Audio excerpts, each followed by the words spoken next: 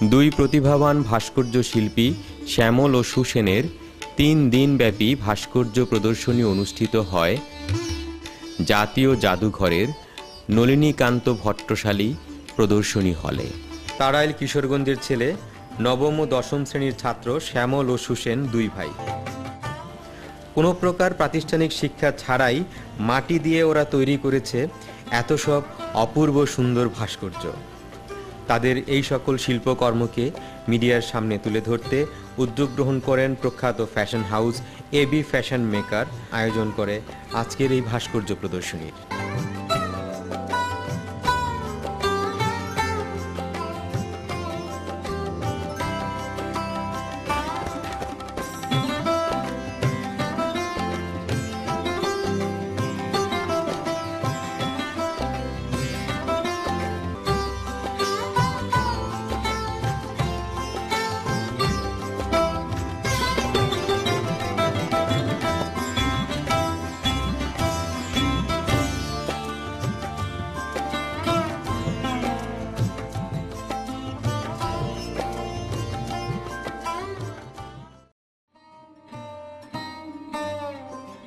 ওরা ভাস্কর্যের মাধ্যমে ফুটিয়ে তুলেছে মুক্তিযুদ্ধে পাক হানাদারদের নৃশংসতা।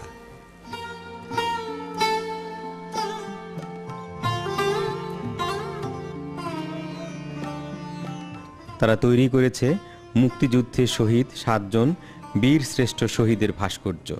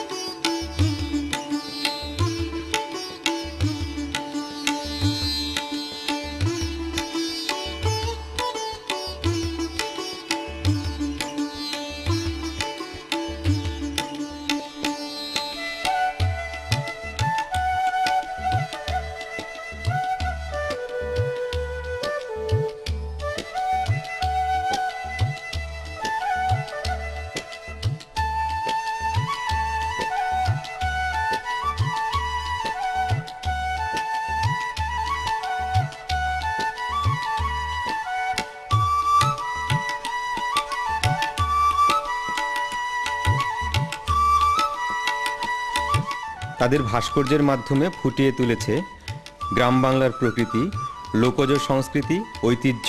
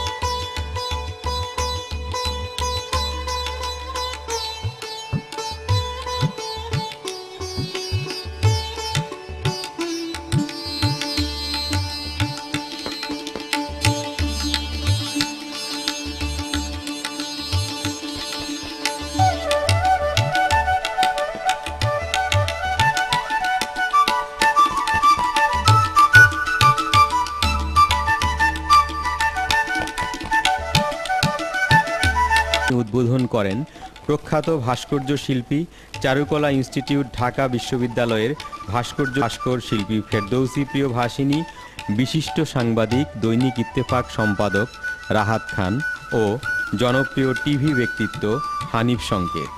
এত লোকের ভিড় যে আমি তো স্কাল্পচারই দেখতে পারছিলাম না। এই যে ভাস্কর্যের প্রতি মানুষের অনুরাগ, এটা আমাকে বিস্মিত করে। আর ওরা একেবারেই তরুণ বলতে একেবারে শিশু থেকে মাত্র কৈশোরে আসছে। এদের এই প্রতিভা আমি দোয়া করি, আশীর্বাদ করি যেন এটা ওরা বজায় রাখে। এবং ওরা আমি শুনেছি বোধহয় ক্লাস 10-এ পড়ে 2 ভাই, ওরা যেন একটা প্রচলিতভাবে মেট্রিক পাস করতে হবে, ইন্টারমিডিয়েট করতে হবে, পরে হয়তো আমি স্কাল্পচার ডিপার্টমেন্টে আছি। আশা করব একদিন ওরা আমার বিভাগের ছাত্র হবে এবং দেশবরণ্য ভাস্কর হবে, এ আমার প্রত্যাশা। এদের শিল্পী সত্তার সাথে আমি নিজে একটু মিল খুঁজে পেয়েছি, কিন্তু তারাও স্বশিক্ষিত এবং আমিও যেখানে শুরু করেছি সেটা স্বশিক্ষিত, আমার কোনো প্রশিক্ষণ নাই।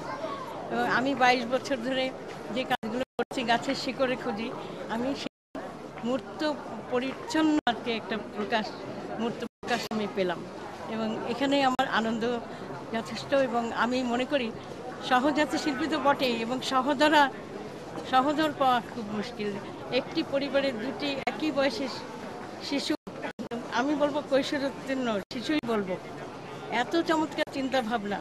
হ্যাঁ, এটা আমাদের দেশকে কেন আন্তর্জাতিকভাবে এদের যদি সত্যিকারের যদি মূল্যায়ন হয়, এটা আন্তর্জাতিক মূল্যমানের কাজ হয়েছে এবং আমি তাদের সম্ভাবনা কামনা করি।